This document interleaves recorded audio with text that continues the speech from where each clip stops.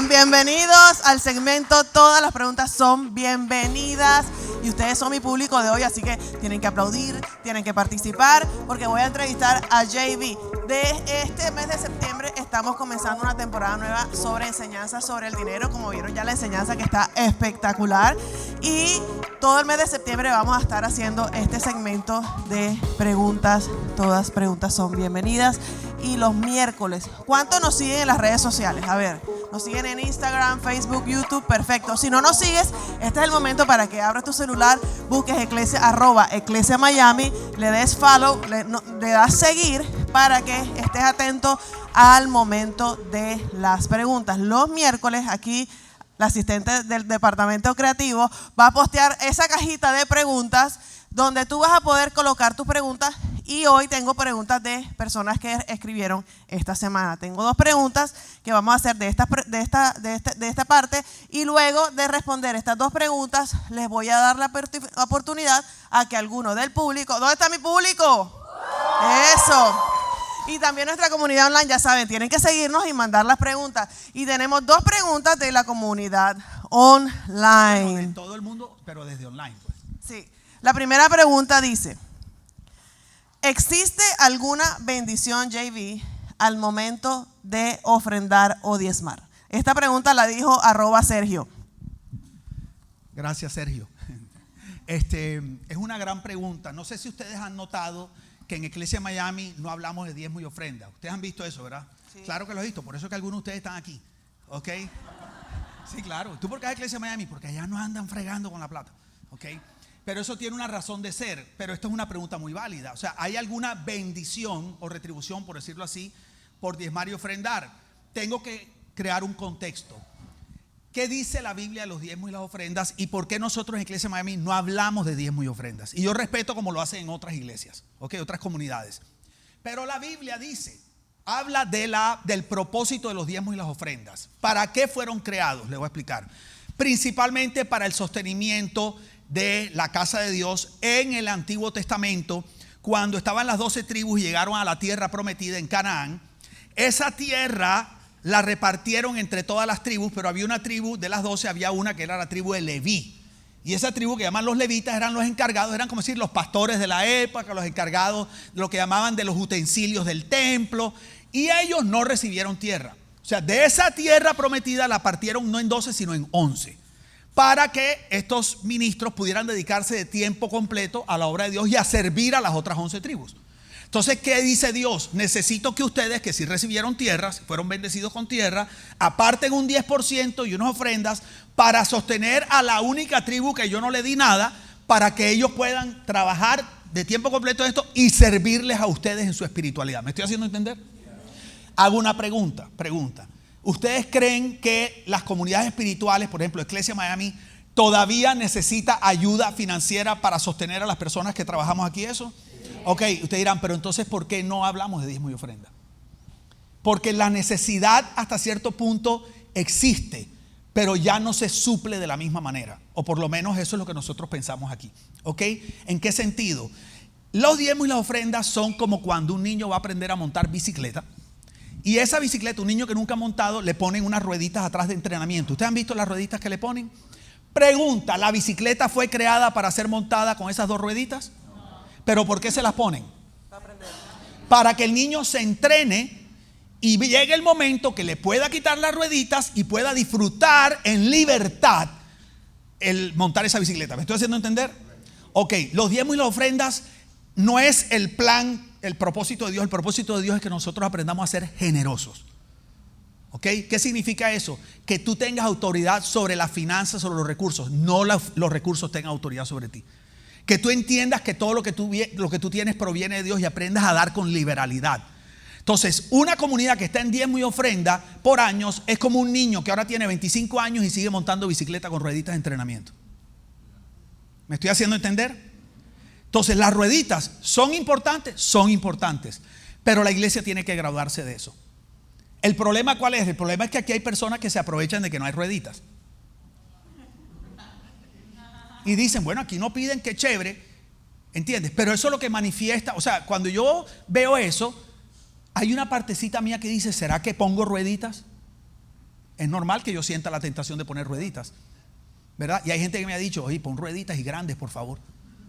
Y yo les he dicho, yo no voy a corromper los principios que Dios me ha enseñado. Hemos dicho que vamos a generar y vamos a edificar una iglesia que no existe, diferente. Les dije, prefiero confiar. Pero cuando algunos de ustedes abusan de que no hay rueditas y resulta que no son generosos, realmente los que se están afectando son ustedes. Porque al final esto va a salir adelante. Pero sí hay una bendición en el dar. Ahora, ¿cuál es la bendición de los diezmos y las ofrendas? Te voy a decir cuál es. Que el diezmo y la ofrenda es el camino para aprender a montar esa bicicleta sin rueditas y poder disfrutar el verdadero propósito de Dios, que es la generosidad. Entonces hay personas que necesitan esas rueditas, pero aquí en Iglesia Miami hemos decidido que preferimos confiar en Dios y en la madurez de ustedes que estarlos manipulando y estarlos controlando, y espero que eso los haga felices. Excelente respuesta. Tomaron apuntes. Wow. Lo bueno es que este segmento, igualmente que la enseñanza, va a quedar grabado y lo vamos a postear durante la semana en nuestro canal de YouTube. Por favor, síganos también, suscríbete al canal y activa las notificaciones para cuando montemos contenido te llegue la información. Hay una cosita que se me acaba de ocurrir. Tú sabes que hay personas que preferirían los diezmos y las ofrendas. ¿Por qué? Porque se sienten que no son culpables y están cumpliendo con lo básico. Exactamente. ¿Sí entiendes? Y cuando Jesús le habló a los fariseos, le dijo, ustedes andan molestando y fregando porque del diezmo de la mente y del comino, y se han olvidado de la misericordia y la compasión.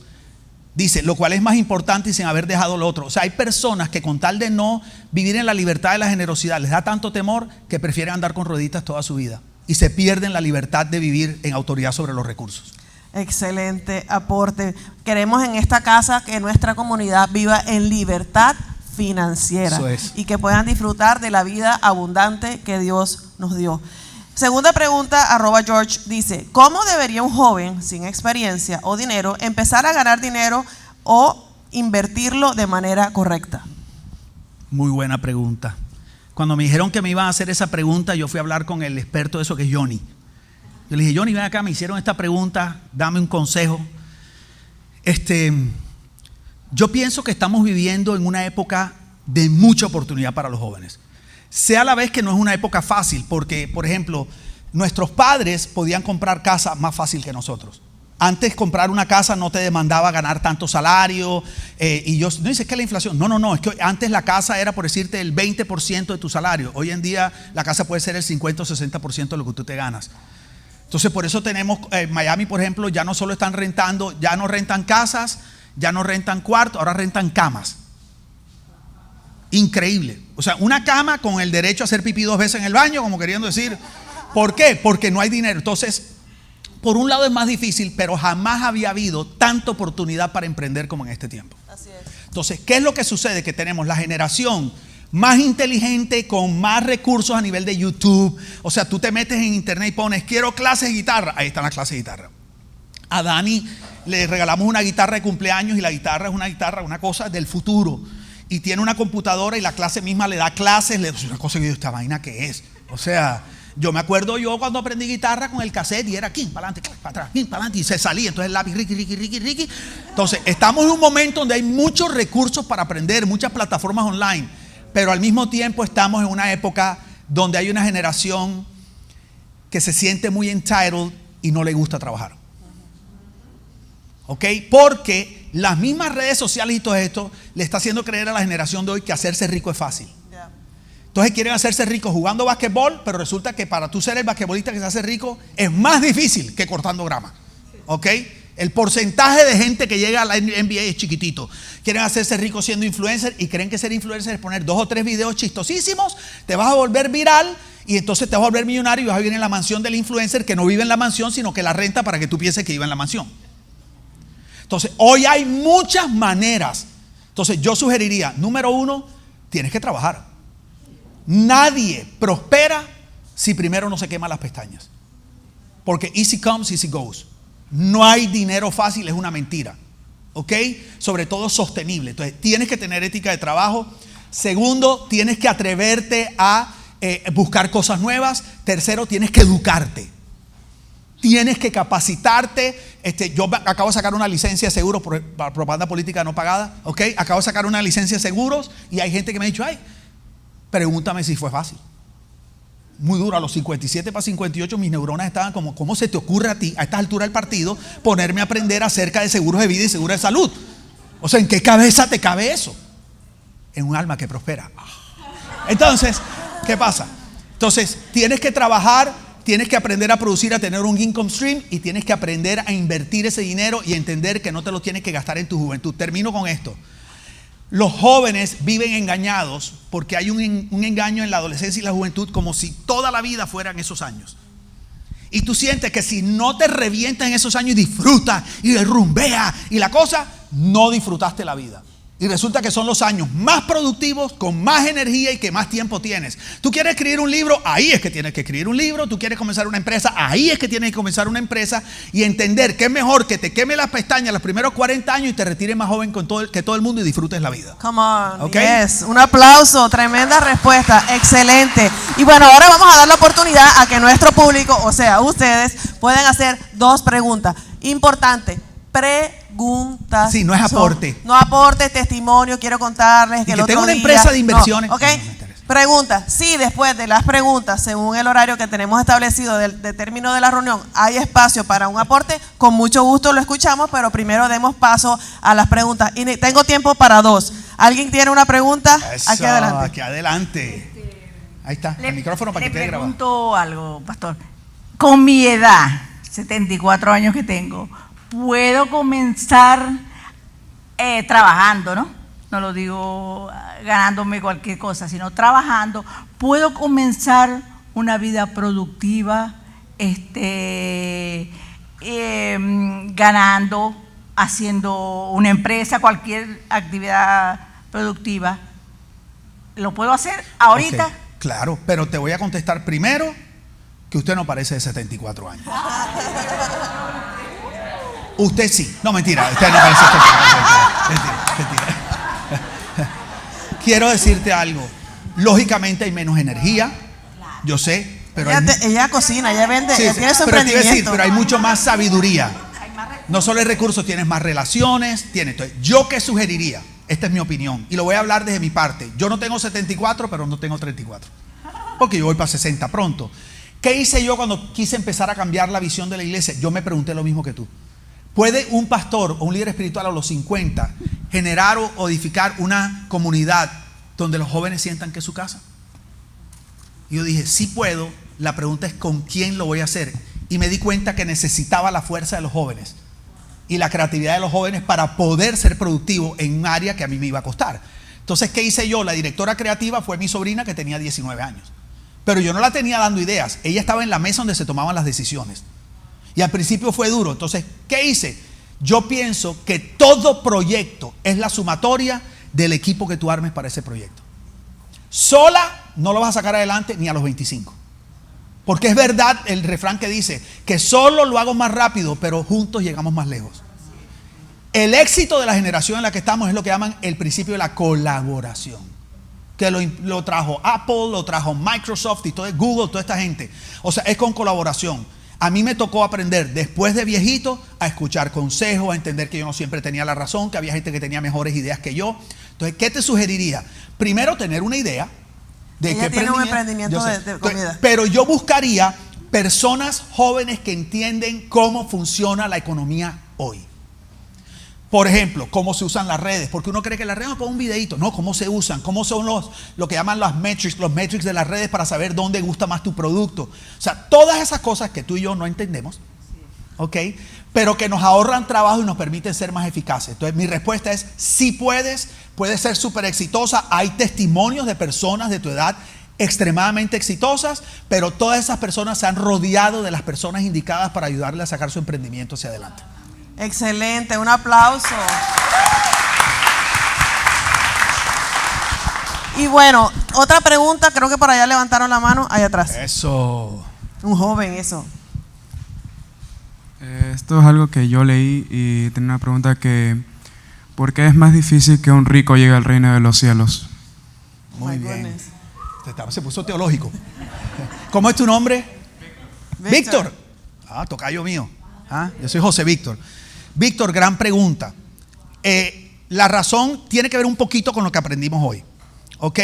Tú sabes que hay un pasaje que dice que es más fácil que pase un camello por el ojo de una aguja que un rico entre en el reino de los cielos. Lo primero que quiero explicar es que no se refería a la aguja de tejer, sino que las murallas de las ciudades tenían unos huequitos donde cabían las personas, pero los camellos no, para en la noche no tener que abrir las puertas porque podían ser invadidos.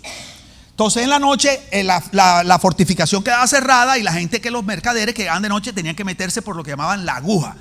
Entonces se refiere a eso, ¿ok?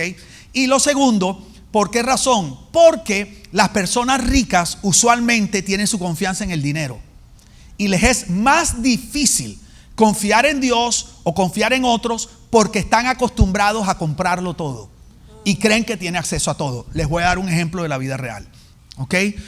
Cuando pastoreábamos la iglesia en Sunset, que yo conocí a Claudia, llegó allá a aquella iglesia por primera vez, me acuerdo yo, hace mucho tiempo, cuando Claudia tenía 8 y yo tenía 11 más o menos, me acuerdo yo, un pastor muy precoz, recuerdo. ¿Qué pasa? Llegaba a la iglesia un hijo de una de las familias más ricas de todo Centroamérica, o sea, multimillonario, avión privado y todo, y él iba ahí porque le encantaban las prédicas de JB.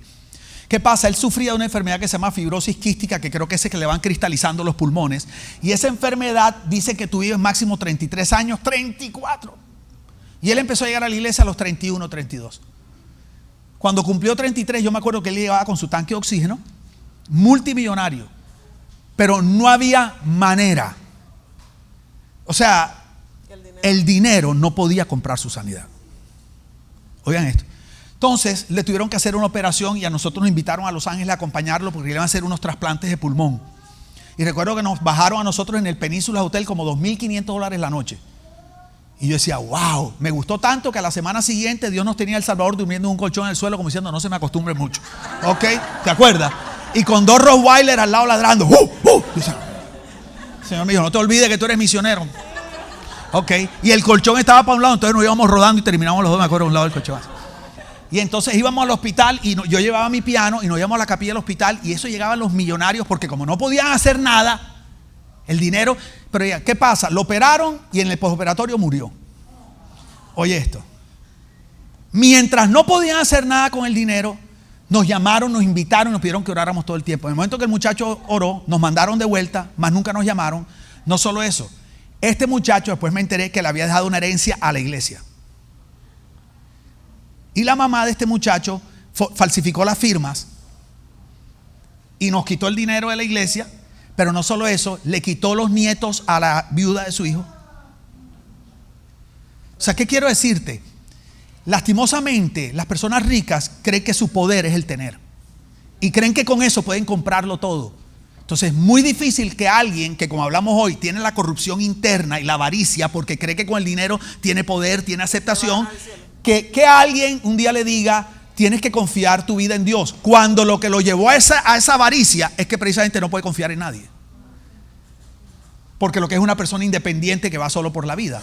Entonces si alguien le dice, no, tú tienes que confiar en Jesús para salvación, la persona dice, ¿por qué? Si yo pagué para entrar al club, si yo pagué para corromper a tal juez, si yo pagué. No sé si estoy contestando la pregunta. ¿Ok? No significa que el rico es malo. ¿Ok?